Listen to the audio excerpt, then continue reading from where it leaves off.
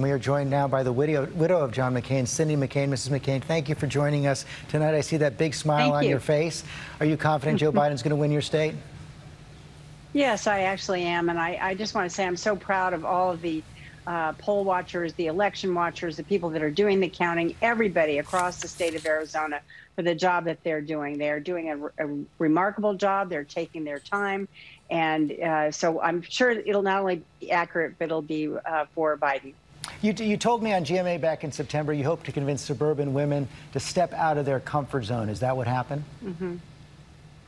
I think so. I think we've seen a lot of people take a chance on this one. More importantly, I think people realized that it was not only time for a change, but that it was also necessary if we are going to get through this pandemic, make sure that we had our families were safe and healthy, and make sure that we had our communities were also safe and well. So I think there's a lot. It was more than just stepping out of a comfort zone, but I also think Biden's message was very clear that he would be a president for all people. 12 years ago this week, your husband gave one of the most gracious concession speeches in American history. He later talked about the privilege to concede. What do you hope to hear from President Trump now?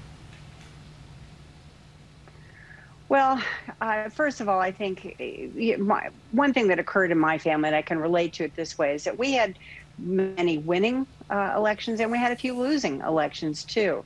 But the opportunity to make sure that this country remains strong, remains free, works together is really what's at stake here and what's most important. And so a concession speech, be it, however you choose to do it or say it, is always necessary, and also being magnanimous about things and making sure that people understand I'm willing to work for the country too, for not just for you, but for our country.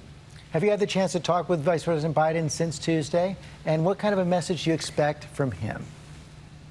Well, I saw him, when he was out in Arizona. He was out here with Kamala Harris, and I got to talk to him a little bit then, and it was very nice because he's not just the person that I know and love, but he's one that's really going to put this country back together. He's going to make sure that we find common ground. He's going to bring ethics and empathy back to the office, something that we are sorely in need of right now. And like I said before, he's going to be a president for all people, not just Democrats. Your husband and Joe Biden were great friends. They also fought on issues a lot. I remember being on one trip with them in the Middle East many years ago. What do you think he would make of this moment? I do believe, I think my husband would be very proud of me. I hope he would. And I also think he would think the world of Joe. I mean, he knew Joe very well, as you just stated.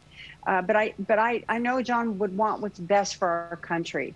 And what's best for our country right now is not our party, but what's best for our country is Joe Biden and the change that he will bring to this White House.